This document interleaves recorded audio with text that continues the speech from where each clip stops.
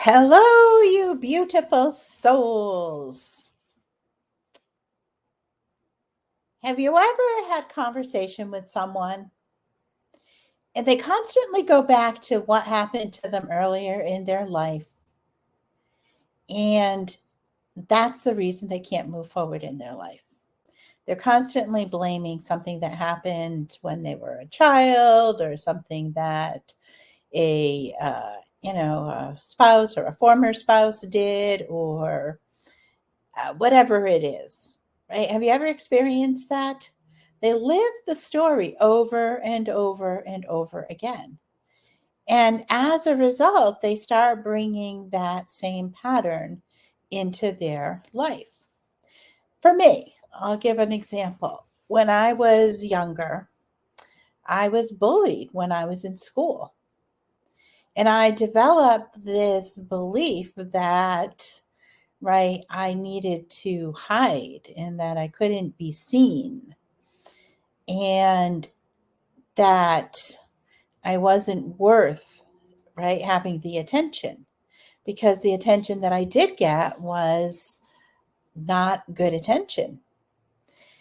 And as I developed that belief, I started carrying that belief around with me. And then I started creating situation after situation where I didn't feel like I belonged, right? I felt like I didn't deserve to have the job that I had or to be doing the things that I did, right? That I wasn't worth it, that I still, right? Like at parties or something, right? I kind of hide in the corner and try to be invisible, and I'll step in and be social as I need to be. I have learned to overcome it, but it became so ingrained in me to simply hide because for me, that was my safety, right? Hide, be invisible, and that's how you stay safe.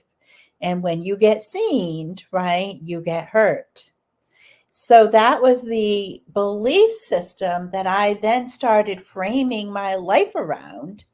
And I started carrying that into other areas of my life without even realizing that I was the one who was creating that and carrying that into my life. I would take a job and I would have people that would be like talking behind my back, or I felt like they were against me. And sometimes they weren't even against me. I just thought that they were because I was holding that belief. I was seeing it through the filter of that belief. And so when I would hear them whispering, I automatically assumed they were whispering about me. They could have been whispering about anything, right? Maybe they were whispering because the patient in the room was sleeping and they were being respectful. I carried that belief, and as a result, everything that I saw was filtered through that. And it was really only until I started learning how I was creating that I was able to then be able to step outside of it and be able to start making different choices because I was now seeing things differently. This is the benefit of the release work, but you have to identify the pattern first. Is life happening to you or is life happening for you? Which side of the cause and effect equation are you on, right? You're creating your life, you're accepting the responsibility for what happened, or you're blaming somebody else for what's going on in your life, right? I was bullied as a kid, so I don't have any control over how I am, right? I don't have any control over how I am. How much of a disempowering statement is that? Right? That's saying that I'm not going to take responsibility for my life. Instead, I'm simply going to blame other people for why my life is the way that it is. I'm going to give one last example of this, how we create our lives, cause and effect. This one's a little humorous one to just end this video on. I was traveling to New Hampshire recently, and I had been doing a lot of traveling. In this particular trip, it was like 2 week travels. And so I had to travel with 2 suitcases. This was my last big trip, and I was talking to my friend while I was driving to the airport.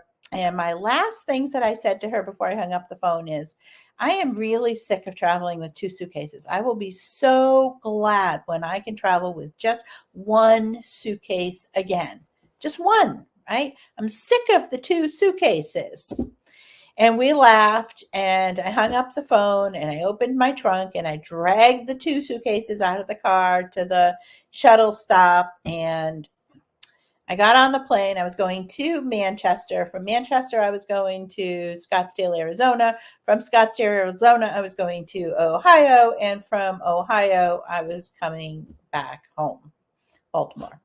So I get to Manchester. Well, sitting on the plane first in Baltimore, and I'm looking out the window. So I was flying Southwest, looking out the window, watching them load the luggage onto the plane because it was something to do while we were waiting. And I saw my suitcase. I was like, "Oh, look, there's my suitcase." I was like, "Wait a minute, there's only one suitcase there.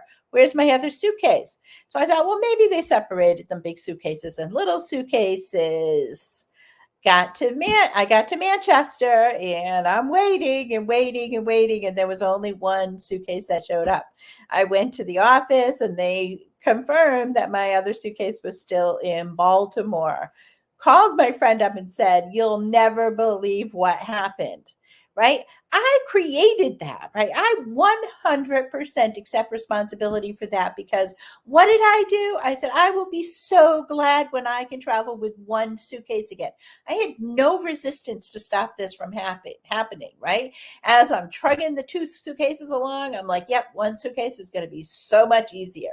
One suitcase is going to be so much better. I carried that thought right up until I delivered those suitcases at the Southwest gate. And it happened to be that the conveyor belt was broken. And so, see, the universe just created all of these cooperative components to be able to fulfill exactly what I asked. One suitcase.